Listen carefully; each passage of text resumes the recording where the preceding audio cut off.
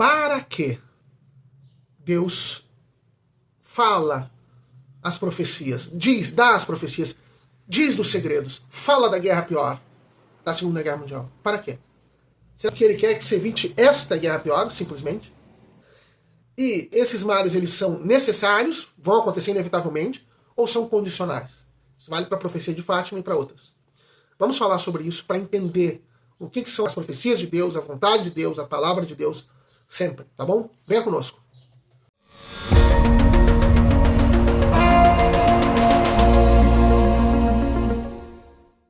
Olá, paz de Jesus, que bênção estar novamente juntos. Deus abençoe você e toda a sua família nesse início de ano. Meu nome é Manuel Guimarães, da comunidade Paz e Mel, e estamos juntos novamente para meditar sobre a urgência da mensagem de Nossa Senhora de Fátima, sobre a parte do segredo. Né? Nós temos visto a segunda parte do segredo, temos todas aquelas profecias que culminaram no acontecimento da Segunda Guerra Mundial, a Guerra Pior, e também nos pedidos dos remédios que Nossa Senhora deu, a comunhão reparadora da Devoção dos 5 Sábados e a consagração da Rússia, e como a consagração do mundo ao Imaculado Coração de Maria reverteu a Segunda Guerra Mundial a partir do final de 1942. Um ponto de virada, esse atendimento parcial ao pedido de Nossa Senhora da consagração do mundo ao Imaculado Coração de Maria. Mas nós temos que dar uma paradinha para pensar sobre a condicionalidade das previsões de Nossa Senhora, sobre a razão, a finalidade dessas consequências, desses castigos que advêm, né? Em específico aqui a Guerra Pior, a Segunda Guerra Mundial e o espalhar-se dos erros da Rússia, e a condicionalidade dos próprios castigos e da revelação do segredo. Né? Bom, então a primeira coisa que nós temos que ter em mente é que Deus nunca quer o mal. Né? Senão nós vamos meditar sobre isso, puxa, como Deus é ruim, ele não se faz a vontade dele, então ele vai mandar um castigo da guerra. Essa mentalidade está muito equivocada. Esses males que são previstos, né, Nossa Senhora dá uma especificidade para a previsão. A Guerra Pior, a Segunda Guerra Mundial, e o espalhar-se dos erros da Rússia, que nós vamos ver logo após a Segunda Guerra Mundial, como se espalham mesmo estes erros da Rússia. Mas o fato é que o pecado é um mal e ele traz a consequência do mal, sempre. Quando Nossa Senhora diz que se não deixarem de ofender a Deus, virá uma guerra pior, se não deixarem de pecar, mas se não deixarem de atender os meus pedidos de oração, penitência, sacrifício, Nossa Senhora não está mais do que repetindo uma verdade universal, que a Igreja sempre proclamou, em que o ser humano chegou a se dar conta disso aí antes da Igreja, antes do cristianismo. Se o homem faz o mal lhe sobrevém. Se o homem busca a santidade, luta pela santidade, as coisas melhoram. Existe uma causalidade mais natural, mais material, que é simplesmente nós pensarmos que os corações dos homens se afastam de Deus, se endurecem, se enrijecem, se afastam da caridade, do amor, se tornam mais egoístas, mais duros, os embates tendem a acontecer. Se todos só olham para si mesmos, para o seu próprio umbigo, né? Se tornam mais egoístas, os embates tendem a aumentar, e os embates entre as nações também, e as guerras e a fome que advém da guerra, e enfim, todos os males, as doenças.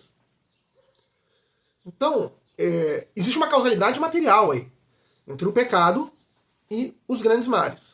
O pecado leva ao mal. Agora, existe uma causalidade espiritual. O pecado leva ao mal, inevitavelmente. Ele leva a partir desse mal dos corações, que se torna em mal material, em mal de ações, que se multiplica.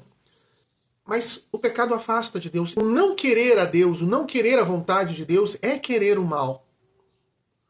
O trabalhar pelo que não é a vontade de Deus é o trabalhar pelo mal, que vai gerar necessariamente consequências más. E espiritualmente é assim. E a oração, o jejum, a penitência, a mortificação, a reparação pelos pecados, são coisas que nos aproximam de Deus, que nos afastam do pecado e das consequências do pecado, que adquirem o perdão de Deus, que adquirem uma reaproximação de Deus e façam que as coisas andem melhor.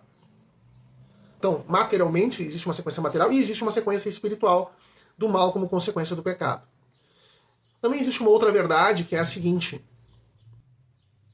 quando os males físicos se nos abatem, nós nos aproximamos de Deus. Nós passamos a nos conscientizar. O que eu fiz de errado para isso acontecer? Será que eu estava vivendo bem? Infelizmente, nós, seres humanos, temos uma nefasta tendência de, quando tudo está bem, nós refletimos pouco sobre nós mesmos. Nós buscamos pouco a Deus, nós nos arrependemos pouco, e nós não pensamos no mal que nós fazemos e nos erros que nós cometemos. E mais, nós nos voltamos pouco para Deus, nós nos concentramos neste mundo material, no progresso deste mundo material. No ano passado aconteceu um grande exemplo, né, da tragédia das enchentes aqui no Rio Grande do Sul. Eu vi muitos testemunhos de pessoas que perderam tudo e disseram, não, mas essa perda teve uma consequência muito boa de eu valorizar aquilo que eu tenho, de eu me voltar para Deus, de eu passar a amar mais a minha família, de eu valorizar as coisas boas que eu tenho, o amor, as pessoas próximas. Isso é um exemplo. Mas sempre é assim. Uma doença, uma dor, uma perda, um revés, nos leva a refletir, nos aproxima de Deus, nos melhora como pessoa. Infelizmente, essa é uma das dicotomias, é um dos paradoxos da história da humanidade, é essa realidade. Então, essas coisas más acabam tendo essa função também. E quando nós passamos a pensar no segredo, todas as advertências de Deus na história, elas têm uma grande finalidade, uma única grande finalidade, que é o bem do homem, mas o bem eterno do homem, a salvação eterna do homem.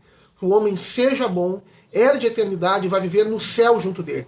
Por isso, a coisa mais importante da mensagem de Fátima, do segredo de Fátima, é a primeira parte. É a visão do inferno. É a possibilidade real, concreta. Muitos vão para o inferno, diz Nossa Senhora, vai dizer Nossa Senhora nas aparições posteriores. Muitas almas se perdem e vão viver a eternidade na pior das torturas, longe de Deus. Isso é o que mais Deus quer evitar.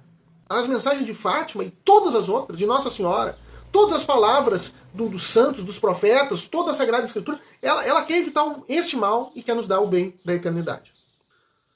Então, a vontade de Deus, quando nós olhamos para a profecia de Fátima e nós olhamos para essas consequências, a Segunda Guerra Mundial e espalhar as ideias da Rússia, não é que Deus quer assim, não, eu vou espalhar os erros da Rússia, eu vou fazer uma Segunda Guerra Mundial. Não é isso. Deus não está pensando nisso. Deus está pensando na salvação das pessoas. O objetivo de Deus não é evitar a Segunda Guerra Mundial. Não é? O objetivo de Deus, final, não é evitar a Segunda Guerra Mundial. Claro, evitar a Segunda Guerra Mundial seria um grande bem. Mas é um bem menor do que as pessoas deixarem de ir para o céu. E as pessoas irem para o... É melhor acontecer a Segunda Guerra Mundial e as pessoas irem para o céu do que não acontecer elas não irem. Então Deus dá este mal da Segunda Guerra Mundial para um bem. Como consequência do pecado. Não é Deus que dá, é uma consequência do pecado das pessoas. As coisas caminham para a guerra porque as pessoas se afastam de Deus. Mas também é uma oportunidade de conscientização de se voltar para Deus e de herdar a eternidade. Então Deus não está olhando para essas coisas, Ele está olhando para a salvação. Por isso, digamos que fosse pública a mensagem do segredo, a atitude a ser tomada não é o que nós podemos fazer para conter os erros da Rússia, o que nós podemos fazer para evitar essa guerra pior. Isso não adiantaria, isso não traria o bem para a humanidade.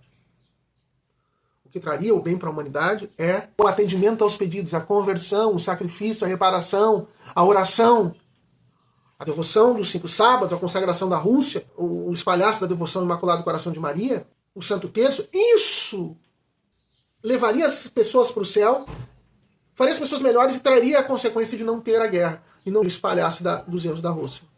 Hoje em dia, há muitas profecias, há muitas aparições de Nossa Senhora, muitas verdadeiras, algumas talvez não, mas há muitas coisas apocalípticas sendo ditas e dizendo para as pessoas, para fazer coisas materiais, não. Por exemplo, guardem comida, né? Se tem armas para defesa. Não tem nada contra essas coisas, né? Se as pessoas querem fazer, façam.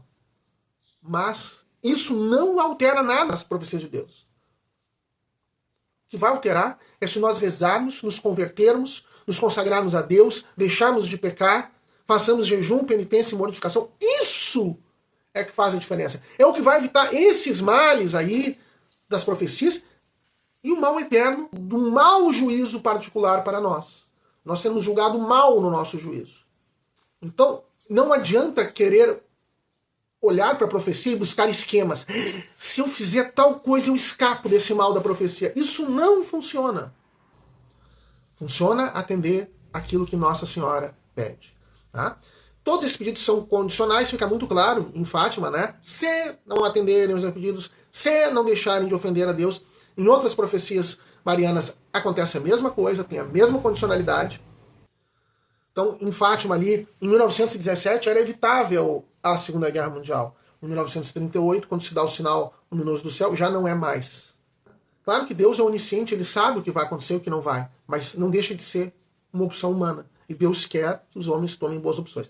O Papa Bento XVI, nesse livro, Jesus de Nazaré, ele recorda do exemplo do profeta Jonas na cidade de Nínive. Deus chama Jonas para profetizar sobre Nínive e dizer, olha, a cidade vai ser destruída se não se arrependerem, não fizerem jejum. Os mesmos pedidos, tá? Oração, jejum, penitência. Mas não, a cidade vai ser destruída e tal. Porque o que acontece? A cidade se converte, reza, faz jejum, se cobre de cinzas, se veste de saco de lixo e tal.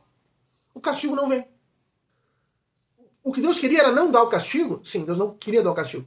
Mas para a cidade de Nínive. Mas se viesse o castigo, ele seria menos ruim do que a perdição daquelas pessoas, daqueles pecadores. O que Deus quer mesmo é a salvação das pessoas em relação ao pecado.